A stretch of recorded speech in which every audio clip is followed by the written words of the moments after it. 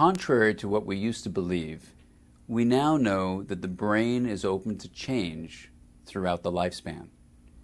And what some people don't realize is that not only can the brain change, but we can learn to use the focus of the mind to actually change the connections in the brain itself.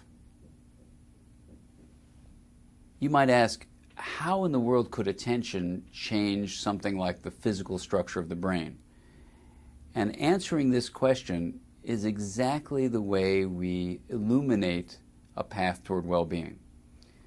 Because the brain gets set up by our genes from something we call temperament and also by just chance. But then our experiences actually sculpt the synaptic connections in the brain itself. But here's the key, that when neurons fire, you can get them to rewire. And experience stimulates neurons, the basic cells of the brain, to fire in particular patterns.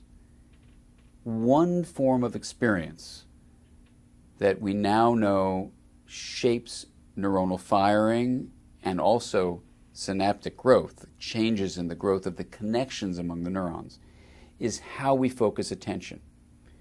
And amazingly, when you learn to focus your attention on the nature of the mind itself, you actually can rewire important parts of the brain that help regulate how your entire nervous system functions. So, for example, how your body regulates itself, how you balance your emotions, and also how you engage in relationships with other people.